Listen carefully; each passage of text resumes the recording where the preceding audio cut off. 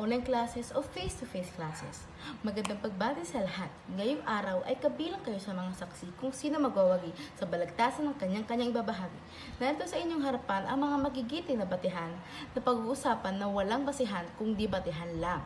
Ako nga pala si Felicity Facy de Leon mula sa grupong pangatlo. At narito nga pala si Liloret at si Bonete na pabor sa face-to-face classes. At narito rin si Gian Garde pabor sa online classes. At halina at tuklasan kung ano nga ba ang mas makakabuti sa maraming mag-aaral. Noong face-to-face ay ang mga batang salat sa pera ay may mga pagkakataong pang mag-aral dahil nandyan ang mga libreng paaralan o kaya mga pampublikong paaralan.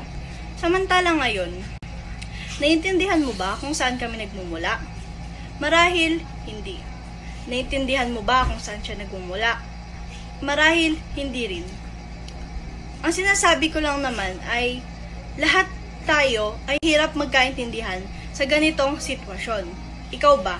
Masasabi mo ba sa amin na naiintindihan mo ang lahat ng sinasabi at binabanggit sa iyo? Lahat ba iyon ay naiintindihan mo nang walang atubili?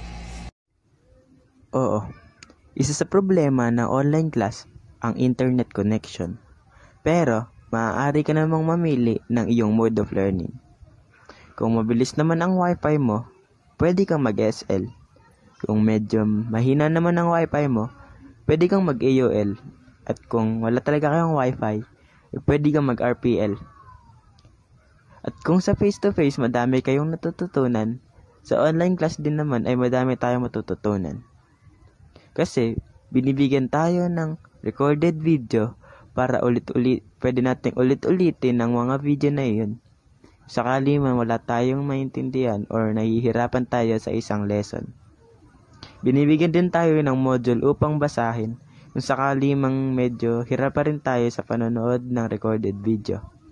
Binibigyan din tayo ng sapat na oras upang makapagpasa ng mga projects. Walang halos sagabal o tinatawag na distraction nung tayo ay nasa face-to-face. Tama ba? At mas madaling makipag-usap, mag-isip, nung tayo ay magkakaharap.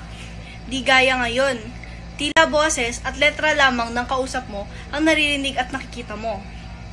Ikaw, kamag-aral, naranasan mo na ba ang tinatawag na mental block? Ito ang nararanasan ng maraming mag-aaral na subo sa online class. Marahil, baka hindi mo pa ito nararanasan.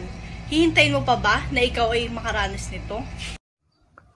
Para sa akin, mas maganda ang online class. Bakit?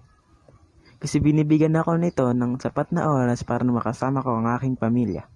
At dito, nasusubok ang aking galing at talino kung kaya ko ba mag-aral mag-isa o ang tinatawag nating self-study.